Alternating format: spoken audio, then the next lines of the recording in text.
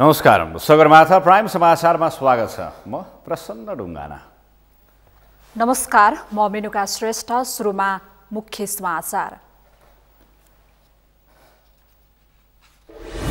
पोखराको सराङकोटमा paragliding उडान भर्ने क्रममा एक रसियन नागरिकको मृत्यु। तनहुको बन्दीपुरमा जीप दुर्घटनामा 2 जनाको मृत्यु, 11 जना घाइते।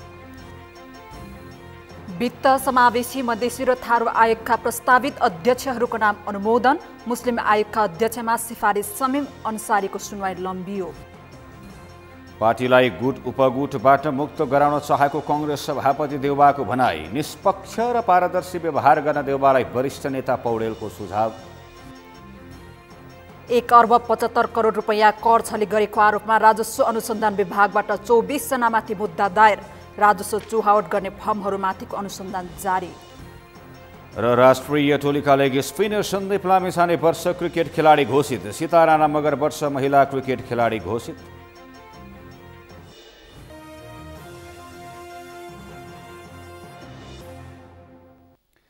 अब समाचार विस्तारमा। पोखरामा फेरि अर्को प्याराग्लाइडिङ दुर्घटना भएको छ। पोखरा ठार सारङकोटबाट उडेको प्याराग्लाइडिङ दुर्घटना भएको हो। आज भएको दुर्घटनामा 756655806 पासपोर्ट नम्बर भएका रसियन पाइलट 45 वर्षीय डिमित्रियलको मृत्यु भएको हो। सराङकोटबाट उडेको केही बेरमै खसेका थिए। दुर्घटनामा परेका उनलाई मेट्रो सिटी अस्पतालमा उपचारका लागि लगिए भने चिकित्सकले मृत घोषणा गरेका थिए। उनको शवलाई अहिले पोस्टमार्टमका लागि क्षेत्रीय स्वास्थ्य विज्ञान प्रतिष्ठानमा राखिएको छ। यसअघि गत आइतबार सराङकोटबाटै उडेको प्याराग्लाइडिङ फेवातालमा डुब्दा एक रोमानियाली नागरिक एडी सिजरको मृत्यु भएको थियो भने सोमबार पनि 2 फरक स्थानमा भएको दुर्घटनामा 2 जना प्याराग्लाइडरहरू घाइते भएका थिए। कास्कीको माछापुच्छ्रे गाउँपालिका 9 ठाँटीमा बिजुलीको खम्बामा ठोकिएर पोल्यान्डका 30 वर्षीय जानुज कारोल र 63 वर्षीय रसेल गेज यागुद्दिन कास्कीकै मादी गाउँपालिकाको शिरखानीमा खम्बामा अड्किएर दुर्घटनामा परेर घाइते भएका थिए। कास्कीको माछापुच्छ्रे गाउँपालिका 9 यसै गरी पोखरा महानगरपालिकाले पोखरामा प्याराग्लाइडिङ उड्न नदिने निर्णय गरेको छ। महानगरलाई बुझाउन पर्ने कर नबुझाएका कारण प्याराग्लाइडिङ उडाउन प्रतिबन्ध लगाइएको महानगरले जनाएको छ। प्याराग्लाइडिङ कम्पनीले विगत 4 वर्षदेखि महानगरलाई कर बुझाएका छैनन् भने महानगरमा दर्ता पनि भएका छैनन्। तनहुको बन्दीपुर 3 तामुङबाट दमौलीतर्फ आउँदै गरेको G1J2907 नम्बरको जीप ब्यास नगरपालिका 12 स्थित घाँसे कुवामा दुर्घटना हुँदा 2 जनाको मृत्यु भएको छ। दुर्घटनामा परि बन्दीपुर 3 रामकोटका 75 वर्षीय बुद्धिबहादुर थापा मगर र जीप चालक ब्यास 14 केशवटारका विमल घरतीको उपचारका क्रममा मृत्यु भएको छ। दुर्घटनामा परि गम्भीर घाइते भएकी 60 वर्षीय देवी माया थापालाई थप उपचारका लागि पोखरा पठाइएको र अन्य 10 जना घाइतेको दमौलीका विभिन्न अस्पतालमा उपचार भइरहेको जिल्ला प्रहरी कार्यालय तनहुका प्रवक्ता प्रहरी नायब परीक्षक श्यामु आर्याले जानकारी दिनुभयो। गुडिरहेको अवस्थामा जीपको अगाडिको टायर पञ्चर हुँदा जीप सडकबाट करिब 10 मिटर तल खसेको ट्राफिक प्रमुख पूर्णबहादुर अधिकारीले बताउनुभयो। दुर्घटनाबारे थप अनुसन्धान भइरहेको तनहु प्रहरीले जनाएको छ। वित्त समावेशी मधेसी र थारू आयोगका प्रस्तावित अध्यक्षहरूको नाम संसदीय सुनवाई विशेष समितिबाट सर्वसम्मतिले अनुमोदन भए पनि मुस्लिम आयोगका अध्यक्षमा सिफारिस समीम अन्सारीको सुनवाई थप लम्बिएको छ। आगामी शुक्रबारसम्म सुनवाई नसकिए स्वतः नियुक्त हुने बाटो खुल्ने भए पनि समितिले भने अन्सारी विरुद्ध परेका उजुरीका विषयमा थप छानबिन गर्ने निर्णय गरेको हो। अमृतराज काफ्लेको रिपोर्ट। संवैधानिक परिषदले मुस्लिम आयोगको अध्यक्षका लागि सिफारिस गरेका समीम अन्सारीको सुनवाई प्रक्रिया लम्बिएको हो। आगामी शुक्रबारसम्म अन्सारीका विषयमा निर्णय लिन नसके स्वतः नियुक्त हुने अवस्थाका बीच सुनवाई समितिले नागरिकताका विषयमा थप छानबिन गर्ने भन्दै मङ्गलबार समेत कुनै निर्णय गर्न सकेन।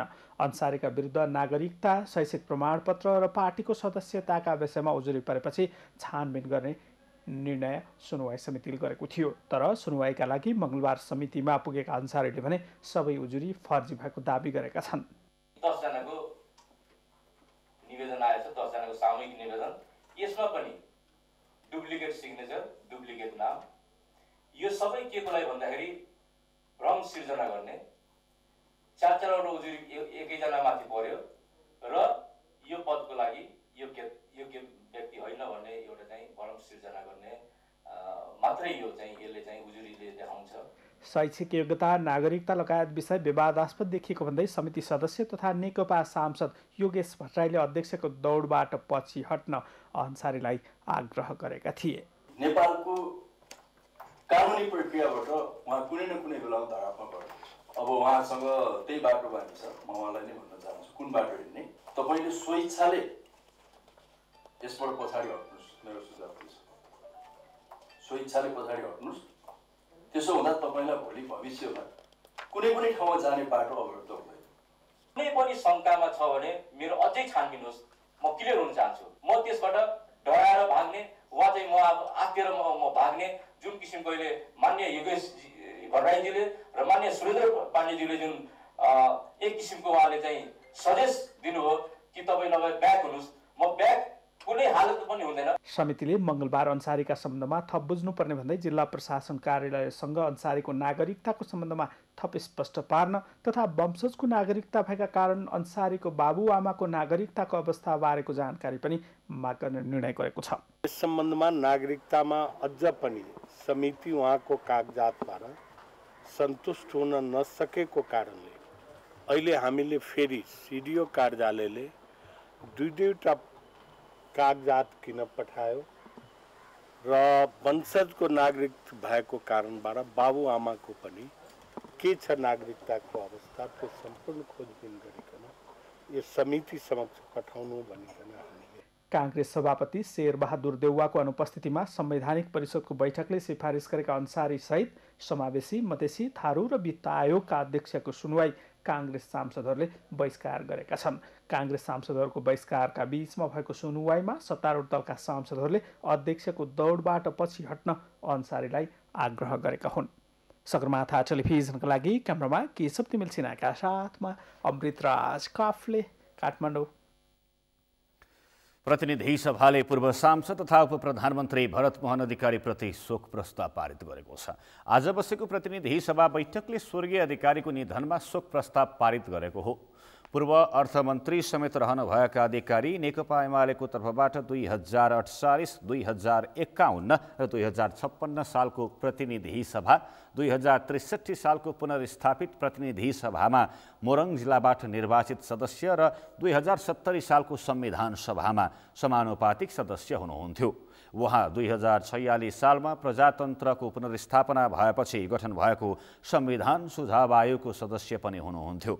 लोकतान्त्रिक आन्दोलनका अथक योद्धा तथा जनप्रिय नेता अधिकारीको 83 वर्षको उमेरमा फागुन 18 गते शनिबार राजधानीको ह्याम्स अस्पतालमा उपचारका क्रममा निधन भएको थियो। बैठकले स्वर्गीय अधिकारीले राज्यलाई पुर्याएको योगदानको उच्च सम्मान गर्दै शोक सन्तृप्त परिवारप्रति समवेदना प्रकट गर्दै 1 मिनेट मौन धारण पनि गर्यो। प्रतिनिधि सभाको अर्को बैठक फागुन 22 गते बुधबार अपराह्न 1 बजेका लागि बोलाइएको छ। राष्ट्रिय सभाले जीवनाशक विषादी व्यवस्थापन विधेयक र लेखा परीक्षण विधेयक 2075लाई दफावार छलफलका लागि विधान व्यवस्थापन समितिमा पठाएको छ। राष्ट्रिय सभाको आज बसेको बैठकले दुवै विधेयकलाई दफावार छलफलका लागि विधान व्यवस्थापन समितिमा पठाउने प्रस्तावलाई सर्वसम्मतिले पारित गरेको हो। बैठकमा कृषि तथा पशुपक्षी विकास मन्त्री चक्रपाणी खनालका तर्फबाट अर्थमन्त्री डाक्टर युवराज खतिवड़ाले प्रतिनिधि सभाबाट सन्देशसहित प्राप्त जीवनाशक विषादी व्यवस्थापन विधेयकलाई दफावार छलफलका लागि विधान व्यवस्थापन समितिमा पठाइयोस् भनी गर्नुभएको प्रस्तावलाई बैठकले सर्वसम्मतिले पारित गरेको हो। त्यसैगरी अर्थमन्त्री डाक्टर खतिवड़ाले प्रतिनिधि सभाबाट सन्देशसहित प्राप्त लेखा परीक्षण विधेयक 2075लाई दफावार छलफलका लागि विधान व्यवस्थापन समितिमा पठाइयोस् भनी गरेको प्रस्तावलाई पनि बैठकले सर्वसम्मतिले पारित गरेको छ। बैठकमा राष्ट्रिय सभा नियमावली 2075 संशोधन मस्यौदा प्रतिवेदन पेश भएको छ। राष्ट्रिय सभा नियमावली 2075 संशोधन मस्यौदा समितिका सदस्य दिलकुमारी रावल थापा पार्वतीले समितिको प्रतिवेदन बैठक समक्ष पेश गर्नुभएको हो। गत पुस 13 गते बसेको राष्ट्रिय सभा बैठकले 9 सदस्यीय नियमावली मस्यौदा संशोधन समिति गठन गरेको थियो।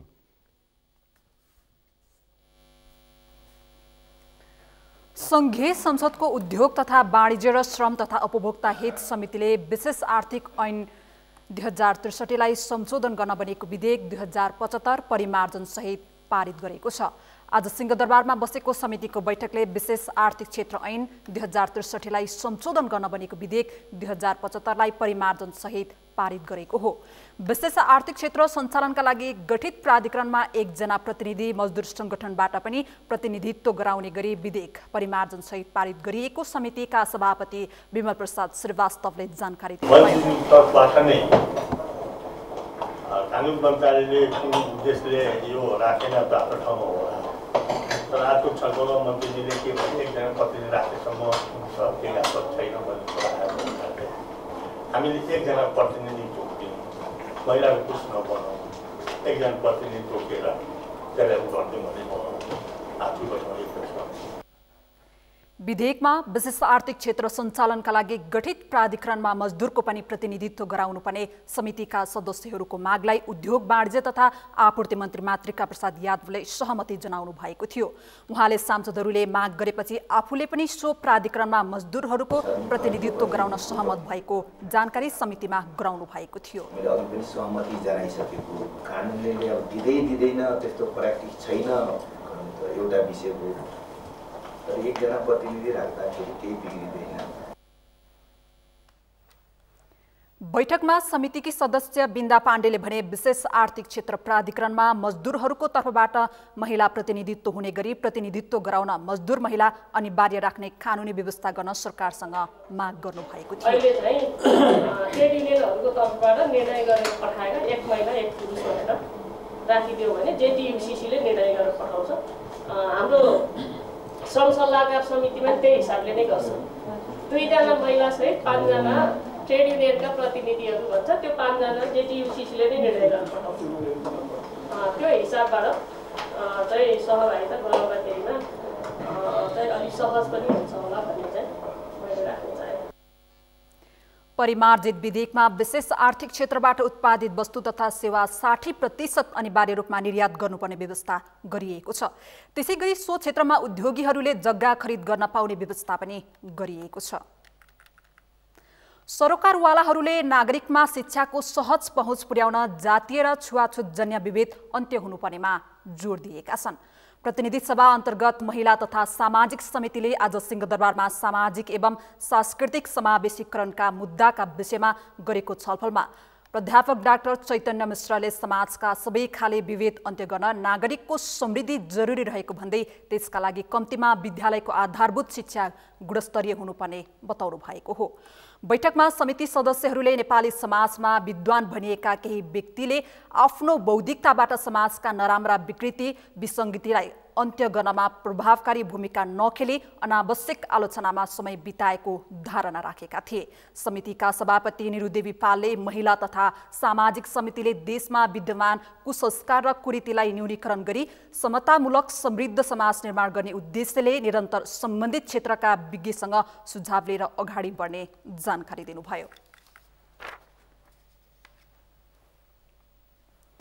नेपाल कम्युनिस्ट पार्टी नेकपाका अध्यक्ष पुष्पकमल दाहालले सिपमूलक शिक्षाको थालनीतर्फ सरकारले विशेष जोड दिएको बताउनु भएको छ। सुनसरीको इटहरी स्थित शहीद स्मृति आवासीय माध्यमिक विद्यालयको नवनिर्मित भवनको उद्घाटन गर्दै अध्यक्ष दाहालले यस्तो बताउनु भएको हो। पुरानो शिक्षा नीतिले मुलुकमा बेरोजगार युवाको उत्पादन मात्र भइरहेको भन्दै अध्यक्ष दाहालले मुलुकभित्रै प्राविधिक ज्ञान हासिल गर्न पाउने शिक्षा नीति सरकारले चाँडै लागू गर्न लागेको बताउनु भयो। बिए एमए गरेका त्यही गरेका छन्, 2-4 क्लास पढेका पनि त्यही गरेका छन्, नपढेका पनि विदेशै जाने जो छ त्यो परिस्थितिमा परिवर्तन गर्ने चुनौती हाम्रो अगाडि छ। म अहिले व्याख्या नगरी के भन्न चाहन्छु भने अहिले भर्खरै सङ्घीय शिक्षा विधेयक पार्लियामेन्टमा प्रस्तुत हुँदैछ र हामी प्राविधिक शिक्षालाई, रोजगारी सृष्टि गर्ने शिक्षालाई, उत्पादन वृद्धि गर्ने शिक्षा नीतिलाई प्राथमिकता दिने हामीले निर्वाचनको बेलामा हाम्रो घोषणा पत्रमा पनि भनेका थियौं र अहिले हामी प्राविधिक शिक्षालयतिर, प्राविधिक शिक्षा नीतितिर अग्रसर भएका छौं। अध्यक्ष दाहालले वर्तमान कम्युनिस्ट सरकार सहितको त्यागमाथि उभिएको दावी गर्दै सरकार सहितप्रति थप जिम्मेवार रहेको बताउनुभयो। द्वन्द्वकालमा अभिभावक मारिएका बालबालिकाहरूको अध्ययनका निम्ति स्थापना गरिएको शहीद स्मृति आवासीय माध्यमिक विद्यालयको नवनिर्मित 15 कोठे भवन करिब 1 करोड रुपैयाँको लागतमा निर्माण सम्पन्न भएको हो। नेपाली कांग्रेसका सभापति शेरबहादुर देउवाले आफूले पार्टीलाई गुट उपगुटबाट मुक्त बनाउन चाहेको बताउनु भएको छ। सभापति देउवाले पार्टीलाई गुटमुक्त बनाउन सहयोग गरिदिन महामन्त्री डाक्टर शशाङ्क कोइरालालाई पनि आग्रह गर्नुभयो। आफू सबैको सहयोगमा सभापति बनेको उल्लेख गर्दै उहाँले पार्टीभित्रको गुट उपगुटले कसैलाई पनि फाइदा नपुर्याउने पनि उल्लेख गर्नुभयो। आज नेपाल ट्रेड युनियन कांग्रेसले आफ्नो 73औं स्थापना दिवसको अवसर पारेर काठमाडौँमा गरेको कार्यक्रममा सभापति देउवाले सरकारले मुलुकको हरेक क्षेत्रलाई नियन्त्रणमा राख्न खोजेको भन्दै चर्को आलोचना गर्नुभयो।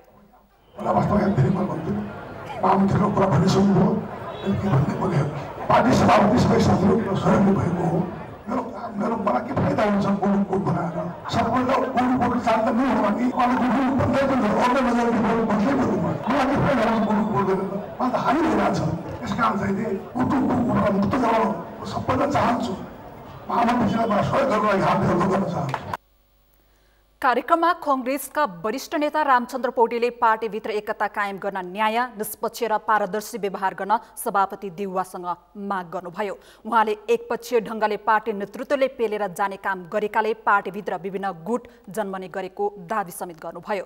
कम्युनिस्टहरू भन्दा उत्कृष्ट हो भनेर जनतामा जान पनि पार्टीलाई एकताबद्ध बनाएर लैजानुपर्ने वरिष्ठ नेता पौडेलको भनाइ छ।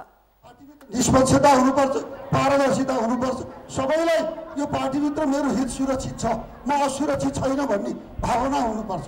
त्यो अनुसारको ग्यारेन्टी नेतृत्वले दिन सक्नुपर्छ। त्यसो भएको हुनाले अहिले हामीले चाहिँ यो अनुशासन समिति, यो चाहिँ निर्वाचन समिति, यो दुईटै अब बन्नु पर्यो। निर्वाचन समिति पनि अब चाहिहाल्यो। त्यसकारण चाहिँ यिनीहरू पनि निष्पक्ष सहमति र समझदारीले बढ्नुपर्छ। नेता पौडेलले प्रधानमन्त्री केपी शर्मा ओली सर्वसत्तावादको प्रतीक बन्न खोजिरहेको आरोप समेत लगाउनुभयो। राष्ट्रपति विद्यादेवी भण्डारी अमेरिका भ्रमणमा जानुहुने भएको छ। राष्ट्रपति Bhandari commission on the status of वुमेनको 73औं सेसनमा भाग लिन आगामी फागुन 26 गते आइतबार अमेरिकाको न्युयोर्क जानुहुने भएको हो। आज पत्रकार सम्मेलन गरी परराष्ट्र मन्त्री प्रदीप गिवालीले राष्ट्रपति भण्डारीको भ्रमण दलमा महिला बालबालिका तथा ज्येष्ठ नागरिक मन्त्री थम्माया थापा, राष्ट्रपति कार्यालयकी विज्ञ लक्ष्मी कार्की लगायत सहभागी हुने जानकारी पनि दिनुभयो। सेसनलाई राष्ट्रपति भण्डारीले सम्बोधन गर्ने कार्यक्रम पनि रहेको छ। मार्च 11 देखि 22 सम्म न्युयोर्कमा कार्यक्रम आयोजना गरिएको छ।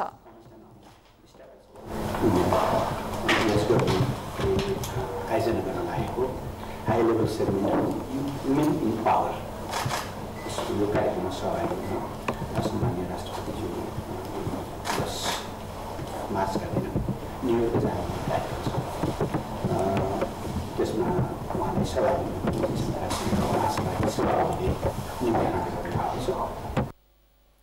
पत्रकार सम्मेलनमा परराष्ट्र मन्त्री प्रदीप गिवालीले आफ्नो जेनेभा भ्रमणका क्रममा संयुक्त राष्ट्र संघले नेपालको संक्रमणकालीन न्याय निरूपणमा आवश्यक सहयोग गर्ने प्रतिबद्धता जनाएको पनि जानकारी दिनुभएको छ। गत फागुन 13 गते संयुक्त राष्ट्र संघीय मानव अधिकार परिषदको 40औं बैठकमा सहभागी हुन जेनेभा पुग्नुभएका परराष्ट्र मन्त्री गिवालीसँग उच्चायुक्त बेचेलेटले नेपालले मानव अधिकारको क्षेत्रमा हासिल गरेको उपलब्धिको पनि खुलेर प्रशंसा गर्नुभएको थियो। नेपाल संयुक्त राष्ट्र संघीय मानव अधिकार परिषदको सदस्य राष्ट्र पनि हो। ठूला विद्यार्थी संगठन बीचको आन्तरिक द्वन्द्वका कारण यही फागुन 14 गते हुनुपर्ने स्वतन्त्र विद्यार्थी युनियनको चुनाव पछि धकेलिएको छ। नेपाली कांग्रेसका सभापति शेरबहादुर देउवाले प्रधानमन्त्री केपी शर्मा ओलीसँगको भेटमा यथास्थितिमा सोभियत चुनाव गराए भाग नलिने अडान सुनाए लगत्तै चुनाव अन्यलमा परेको हो। श्रीकृष्ण सुवेदीको रिपोर्ट। स्वतन्त्र विद्यार्थी युनियन सोभियत निर्वाचन सम्बन्धी संशोधित विनियमावली अनुसार प्रत्येक 2 वर्षमा सोभियत चुनाव गर्नुपर्छ। तर ठूला दलका विद्यार्थी संगठन र राजनीतिक दल बीचको असमझदारीकै कारण फागुन 14 गते हुनुपर्ने सोभियत चुनाव पछि धकेलिएको छ, जसका कारण अब सोभियत चुनाव नै हुन्छ कि हुँदैन भन्ने अन्यलमा परेको छ। अहिले हुन सकेन, यहाँ कमिटी गठन भएन। अब कमिटीमा राख्ने मान्छेहरूको नामहरू बेलामा उपलब्ध हुन सकेनन्। अब यी यस्तै कुराहरू। त्रिभुवन विश्वविद्यालयले 2073मा निर्वाचित सोभिउको कार्यकाल फागुन 18 गते सकिने भन्दै फागुन 14 गते चुनाव गर्ने गरी तयारी गर्न मा तत्काल क्याम्पसलाई निर्देशन दिएको थियो। तर राजनीतिक असमझदारीको आडमा विश्वविद्यालय स्वयंले निर्वाचन समिति बनाउन ढिलाइ गर्यो।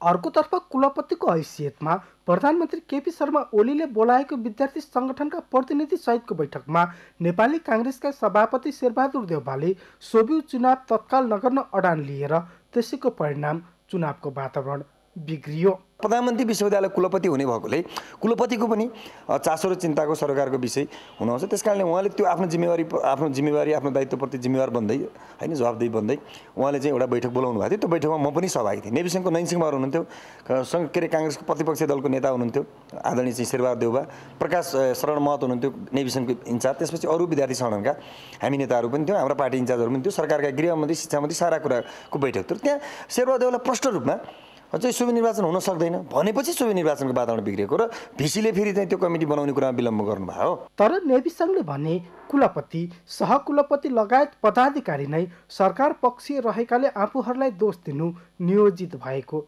दाबी गर्छ। नेकपाभित्रै तत्कालीन एमाले र माओवादी केन्द्रको छुट्टा छुट्टै विद्यार्थी सङ्गठन अस्तित्वमा रहेकाले सत्ता पक्षले नै चुनाव रोकेको नेभी सङ्घको आरोप छ। नेपाल सरकारको काम हो चाहिँ विश्वविद्यालयको सोभि निर्वाचन गराउने पहिलो कुरा। दोस्रो कुरा जुन किसिमले नेभी सङ्घको आन्तरिक कारणले गर्दा भन्ने जुन किसिमको अफवाह फिजाउन खोजिरहेको छ यो बिल्कुलै होइन। त्रिविले 60 आङ्गिक क्याम्पसमा फागुन 14 भित्र निर्वाचन गराउन भनेको थियो। त्यसपछि कुनै पनि प्रक्रिया सुरु हुन सकेन। आङ्गिक बाहेक त्रिविले सम्बन्धन दिएका करिब 150 क्याम्पसमा पनि सोभि चुनाव हुने गरेको छ। 2073 फागुनमा आंशिक क्याम्पसहरूमा सोभि निर्वाचन भए पनि अधिकांश क्याम्पसमा चुनाव हुन सकेको थिएन। सगरमाथा टेलिभिजनका लागि क्यामेरा पर्सन सुरेन्द्र राउत र उत्सव अग्लेका साथ श्रीकृष्ण सुवेदी, काठमाडौँ। सगरमाथा प्राइम समाचारमा अब एकैछिन विश्रामपछि लिएर आउनेछौँ। यातायात क्षेत्रको सिन्डिकेट हटाउने सरकारी निर्णय कार्यान्वयन हुन सकेन। पटक पटक थपिएको म्याद व्यर्थ, सरकार व्यवसायी सामु गल्दै। व्यवसायीको आन्दोलनका कारण बजारमा ग्यासको कृत्रिम अभाव बढ्यो। कमिसन रकम बढाउनु पर्ने नेपाल एलपी ग्यास उद्योग सङ्घको माग।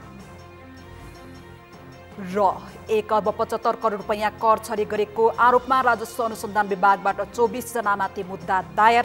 राजस्व चुहावट गर्ने फर्महरूमाथिको अनुसन्धान जारी।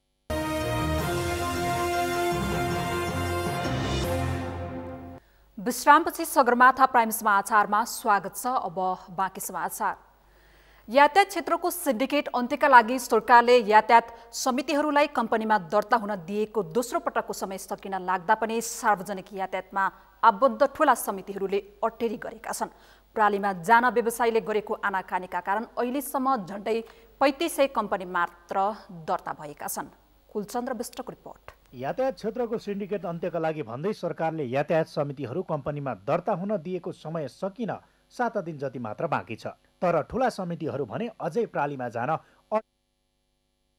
समितिहरूलाई कम्पनीमा दर्ता हुन गत असार मसान्तसम्मको समय सीमा दिएकोमा आवश्यक तयारी नपुगेको भन्दै सो समय मङ्सिर मसान्तसम्मका लागि थप गरिएको थियो। सो समयमा पनि ठूला समितिहरूले एउटा कम्पनीमा 79वटा गाडी मात्र राख्न पाउने व्यवस्था मान्य नहुने भन्दै प्रालीमा जान अटेर गरेका थिए। व्यवसायीको अटेरीकै कारण सरकारले फागुन मसान्तसम्म कम्पनीमा दर्ता हुनका लागि दिएको समयावधि पनि गुज्रिने अवस्थामा पुगेको छ। यातायात व्यवस्था विभागका अनुसार अहिलेसम्म विभिन्न समितिमा आबद्ध व्यवसायीका 3500 कम्पनी दर्ता भएका छन्।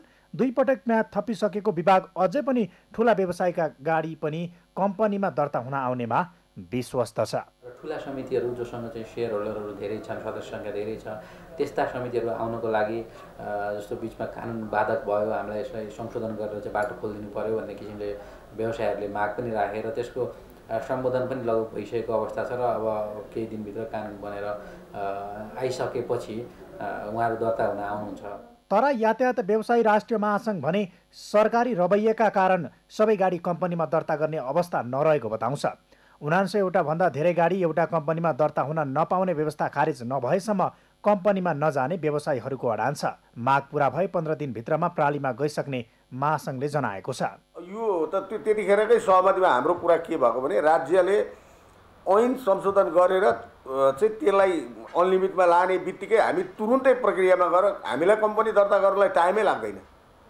अलरेडी डकुमेन्ट छ होइन, सारा डकुमेन्टहरू छन्, किनभने व्यवस्थित रूपमा संस्था सञ्चालन भइरहेको छ होइन। त्यही संस्थाको डकुमेन्टहरू लगेर हामी कम्पनीमा जाने हो भने हामीलाई त तपाईँको 15 दिन पनि लाग्दैन। विभागले भने नियम संशोधनको कार्य भइरहेकाले कम्पनीमा दर्ता गर्न आउन व्यवसायीहरूलाई पुनः आह्वान गरेको छ।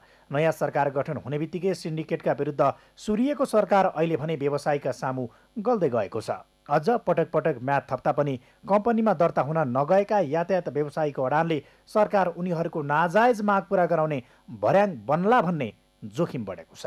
सगरमाथा टेलिभिजनका लागि क्यामेरामा अमित मचामसीका साथमा कुलचन्द्र विष्ट, काठमाडौँ। ग्यास व्यवसायीले 5 वर्षदेखि ग्यासमा कमिसन नबढाएको भन्दै आन्दोलन थालेपछि मुलुकभर व्यवसायीले ग्यासको कृत्रिम अभाव सृजना गरेका छन्। ग्यास बेच्दा पाउने कमिसन बढाउनु पर्ने सहित व्यवसायीले 10 बुँदे माग राखी आन्दोलन थालेपछि नेपाल आयल निगमले ग्यास व्यवसायीहरूसँग चरणबद्ध वार्ता थालेको छ। अञ्जना लामिछानेको रिपोर्ट। नेपाल एलपी ग्यास उद्योग संघले 10 बुँदे माग सहित आन्दोलन थालेपछि बजारमा ग्यासको कृत्रिम अभाव सुरु भएको छ।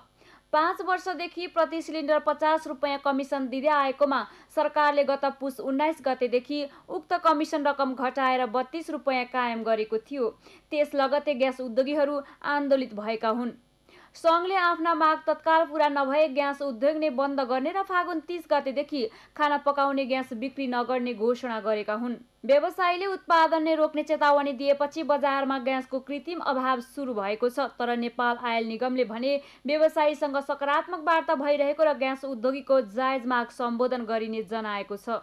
एउटा उपसमिति गठन भएको छ। त्यो उपसमितिले काम स्टडी गर्न पनि सुरु गरिसक्नुभयो र त्यसमा व्यवसायको प्रतिनिधि पनि राख्नु भएको छ र त्यो हामी उहाँहरूसँग आज पनि 4 बजे हामी बस्दैछौँ र उहाँहरूको के खर्च पुगेन त्यो सम्बन्धमा र हाम्रो जुन 4-5 जनाको हाम्रो कमिटी छ त्यसमा चाहिँ रिभ्यू गर्न सुरु गरिसकेका छ। यसमा के हुन सक्छ त्यो कुराहरू हामी सञ्चालक समितिमा सिफारिस गरेर त्यसलाई चाहिँ कार्यान्वयनतिर लग्छौँ र यसको लागि हदसम्मको निगमले गर्नुपर्ने काम छिटोभन्दा छिटो हामी प्रयासरत छौँ। यता व्यवसायीले भने सरकारले आफ्नो माग पूरा नगरेको र फागुन 28 गतेदेखि देशभरका ग्यास उद्योग बन्द गर्ने चेतावनी दिइरहेका छन्। ग्यास व्यवसायीको चेतावनी लगत्तै बजारमा खाना पकाउने ग्यासको कृत्रिम अभाव सुरु भएको छ। व्यवसायीले भने उद्योग सञ्चालन खर्चको आधारमा मुनाफा दिनुपर्ने, अनाधिकृत रूपमा दिएका इजाजत खारेज गर्नुपर्ने, तराईका सबै स्थानमा एउटै बिक्री मूल्य कायम गरिनुपर्ने, नेपाली नम्बर प्लेटका ग्यास बुलेट सञ्चालनका लागि आवश्यक पहल गरी निकास दिनुपर्ने, प्रमाणीकरण भएका सिलिन्डरका आधारमा कोटा थप गर्नुपर्ने लगायतका माग राखेका छन्। 2 दिएको सरकार बनाऊ, त्यसपछि मान्छेहरूमा एक खालको आश, उत्साह अनि सँगसँगै डर पनि थियो कि सुशासन हुन्छ, बदमासी गर्न हुँदैन। हामीले नि के सोच्यौँ भने सुशासन हुन्छ, त्यसो भए सुशासन भइसकेपछि सुखी नेपाली समृद्ध नेपाल हामीले भनेको, त्यसो भए उनीहरूले यत्र 20-22 हजार मान्छेलाई चाहिँ घरनाघाटो त बनाउँदैन सरकारले। यो विश्वास आम विक्रेताले गरे।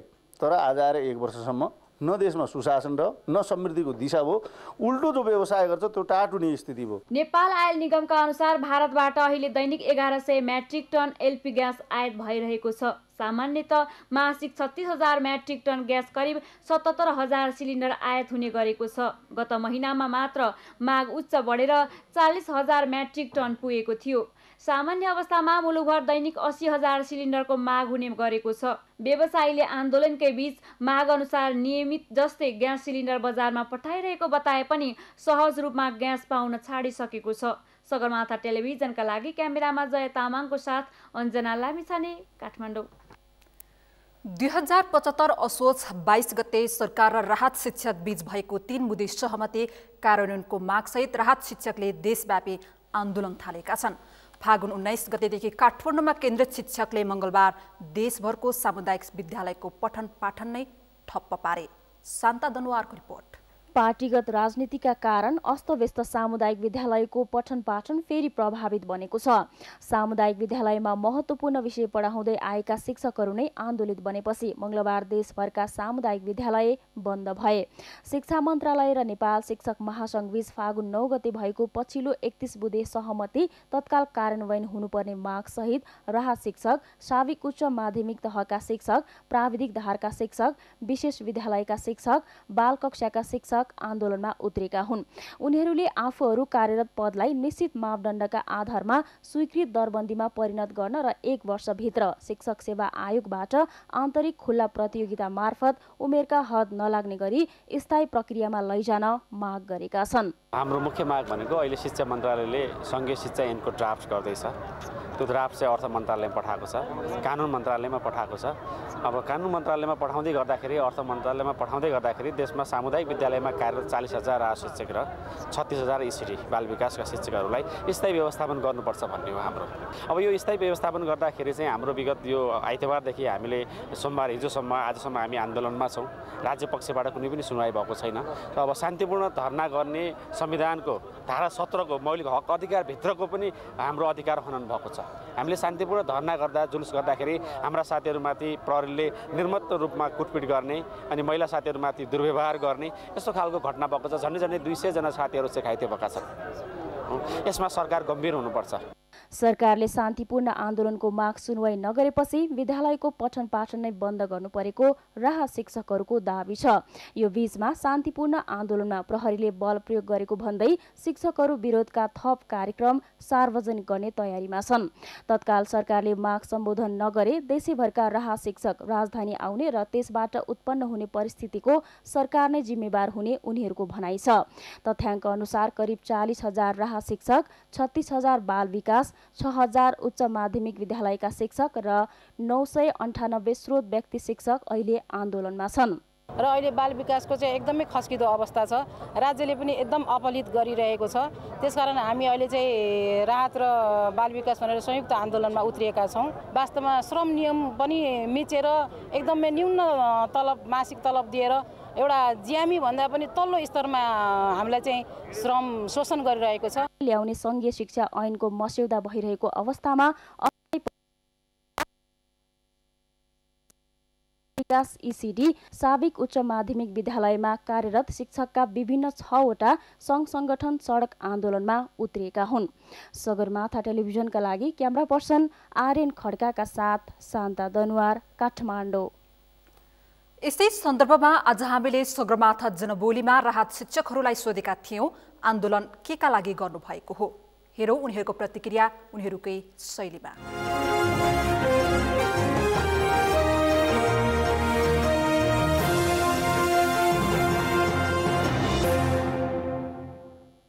उन्नाइस 20, 21 3 दिनको चाहिँ आन्दोलन हो। सम्पूर्ण राहत शिक्षकहरूलाई अस्थायी दरबन्दीमा कायम गर्ने र आन्तरिक प्रतिस्पर्धाबाट स्थायी प्रक्रियामा लैजाने हाम्रो मुख्य माग हो। राज्यले हामीलाई 20 वर्षसम्म काम गराएर अब तपाईँहरूले घर जानुपर्छ भनेको छ। धेरै जसो उति बेला नियुक्ति दिने बेला 8 पास र 10 पासलाई नियुक्ति दिइयो, तर अहिले इन्टर चाहियो। 1 वर्षभित्रमा लोकसेवा लडेर तपाईँहरूले थाहै हुनुपर्छ, नत्र घर जानुपर्छ भन्ने जस्ता सवालहरू बाहिर आइसकेपछि बल्ल हामीले सिंहदरबारमा उत्रिनुपर्ने बाध्यता भएको छ। लोकतान्त्रिक सरकार हुँ भन्न गर्व गर्न लागेको सरकार चाहिँ हामीले मानेका छैनौँ। हामीले त्यो महसुस गरिरहेका छैनौँ। घोर अपमान र पीडा महसुस गरिरहेका छौँ। हामीले यथाशीघ्र यसबाट चाहिँ हाम्रो कमसेकम कुरा चाहिँ सुनियोस्। वार्ताको टेबलमा बसेर हाम्रा समस्याहरूको बारेमा चाहिँ यथाशीघ्र सरकारले गम्भीर रूपमा चाहिँ ध्यान दियोस् भन्ने, प्रतिस्पर्धात्मक रूपमा चाहिँ थाहै गरियोस् भन्ने चाहिँ हाम्रो एउटा माग हो। हाम्रो विशेष माग भनेको असोज 22 गते हाम्रो जुन सरकारसँग सहमति भएको थियो, त्यो सहमति अक्षरश लागू गरियोस्, कार्यान्वयन होस् र आउने गरेको यो शिक्षा ऐनमा कम्तीमा पनि अस्थायी शिक्षक सरहको हाम्रो एउटा व्यवस्था गरियोस्, ऐनमा उल्लेखित होस्। यस जनबोलीका प्रायोजक हो आफ्नो विश्वास हो त्रिशक्ति सिमेन्ट। केदारनाथको शिरडोलेश्वर महादेव मन्दिरमा महाशिवरात्रि पर्वका लागि आएका साधु सन्तलाई बिदाई गरिएको छ। शिवरात्रिमा विभिन्न स्थानबाट डोलेश्वरको मन्दिरमा दर्शन गर्न आएका साधु सन्तलाई भोजन प्रसाद तथा दक्षिणा प्रदान गरी बिदाई गरिएको हो। डोलेश्वर दर्शन गर्न आएका 320 जना साधु सन्तहरू बिदाई कार्यक्रममा सहभागी भएको केदारनाथको शिरडोलेश्वर महादेव संरक्षण तथा विकास समितिले जनाएको छ।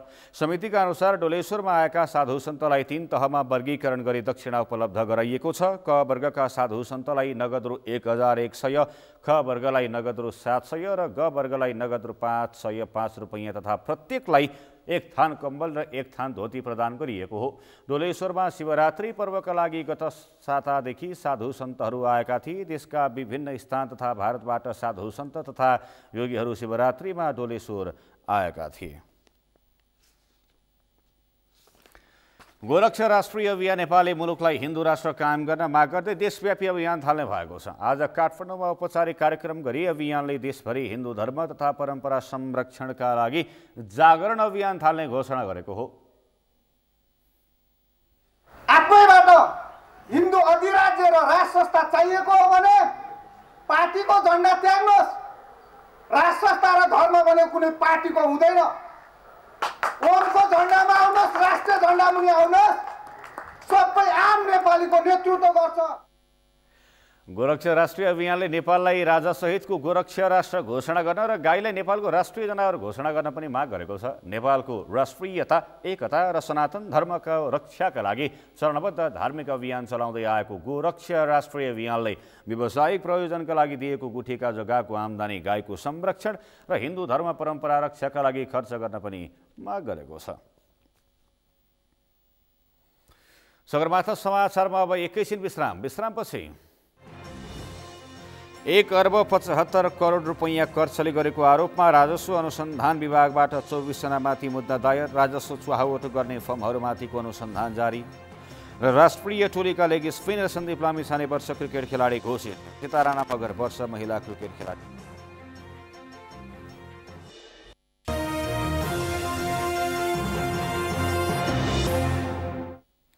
विश्रामपछि स्वागत छ। अब अर्थ समाचार।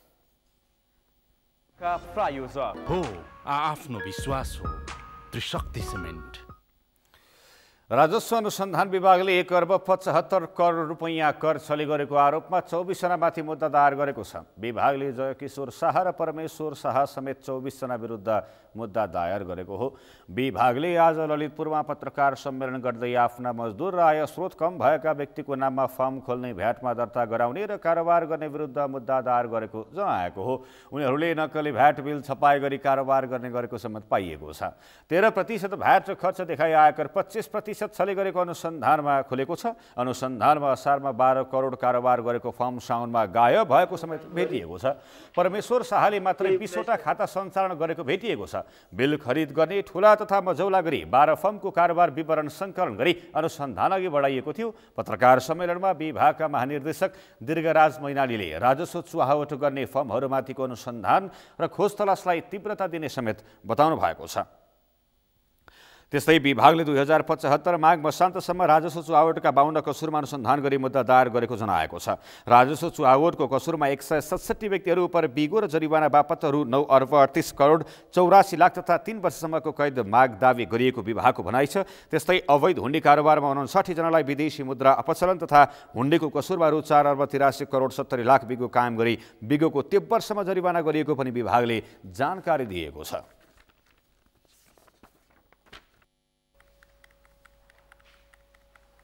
अब पालो खेल समाचारको।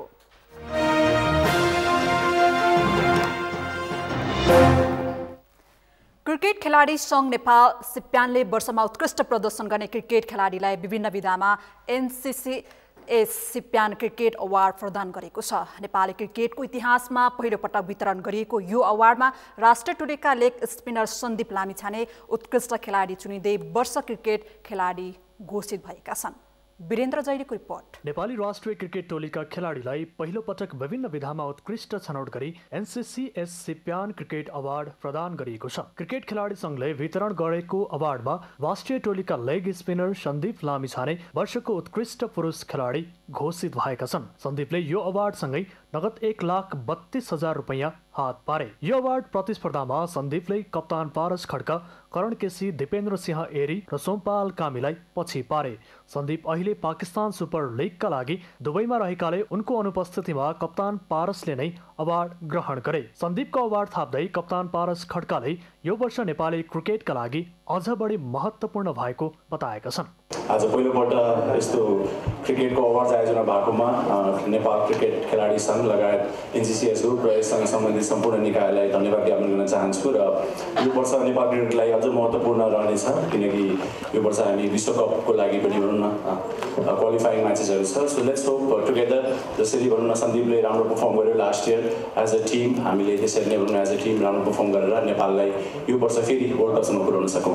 वर्ष खेलाडी घोषित भएका सन्दीपले सन् 2018 र 19मा राष्ट्रिय टोलीबाट कुल 32 खेल खेल्दै 84 विकेट हात पारेका छन्। त्यस्तै नेपाली महिला राष्ट्रिय टोलीका सदस्य सीता राणा मगर वर्ष महिला क्रिकेट खेलाडी घोषित भइन्। यो अवार्डसँगै सीताले 66,000 नगद पुरस्कार जितेकी छन्। सीताले हालै थाइल्याण्डमा सम्पन्न विश्वकपको एसिया छनौटमा उत्कृष्ट प्रदर्शन गरेकी थिइन्, जुन प्रतियोगितामा नेपाल उपविजेता बनेको थियो। त्यस्तै राष्ट्रिय टोलीका अलराउन्डर करण केसीले मोमेन्ट अफ द इयरको अवार्ड हात पारे। अनलाइन भोटिङ मार्फत विजेता भएका करणले अवार्ड सहित नगद 66,000 हात पारे। नामिबियामा आइसिसी विश्व क्रिकेट लिग डिभिजन 2 अन्तर्गत फाइनल प्रवेशका लागि निर्णायक खेलमा क्यानाडा विरुद्धको खेलमा करण नायक बनेका थिए। त्यस्तै रोहित कुमार पौडेलले वर्षको उदयमान खेलाडीको अवार्ड जिते। रोहितले अवार्ड सहित 66,000 रुपैयाँ पुरस्कार प्राप्त गरे। रोहितले सन् 2018 र 19मा राष्ट्रिय टोलीका लागि कुल 17 खेल खेल्दै 324 रन जोडेका छन्। युएई विरुद्धको एक दिवसीय सिरिजमा अर्धशतक प्रहार गर्दै रोहित अन्तर्राष्ट्रिय क्रिकेटमा अर्धशतक बनाउने सबैभन्दा कान्छा खेलाडी बनेका थिए। क्रिकेट खेलाडी सङ्घले पहिलो पटक आयोजना गरेको अवार्ड कार्यक्रमले आगामी दिनमा थप राम्रो प्रदर्शन गर्ने हौसला र उत्प्रेरणा मिलेको खेलाडीहरू बताउँछन्। फर्स्ट टाइम नै हो, अब यसले चाहिँ क्रिकेट प्लेयर्सहरूलाई मोटिभेट गर्नेछ होइन, राम्रो खेल्नलाई, अब फ्युचरमा राम्रो गर्नलाई, किनकि एभ्री इयर अब बेस्ट प्लेयर होइन, बेस्ट कोच, बेस्ट स्पेसल अवार्ड्सहरू दिन छ। अब त्यसको लागि चाहिँ एकदम मोटिभेट हुन्छ प्लेयरहरू। एकदमै खुसी लाग्यो र थ्याङ्क यू भेरी मच सबैजनालाई, थ्याङ्क यू स्टिफेनलाई, सबैलाई थ्याङ्क यू भेरी मच। त्यस्तै क्रिकेट खेलाडी सङ्घ नेपालले पूर्व क्रिकेटर कोमल बहादुर पाण्डेलाई पनि नेपाली क्रिकेटको विकासमा योगदान पुर्याएको भन्दै लाइफ टाइम अचिभमेन्ट अवार्डबाट सम्मानित गरेको छ। सगरमाथा टेलिभिजनका लागि क्यामेरामा अजय हाकाजुका साथ वीरेन्द्र जैरो, काठमाडौँ। यो सँगै हामी सगरमाथा प्राइम समाचारको अन्त्यमा छौँ। अन्त्यमा मुख्य समाचार फेरि एकपटक।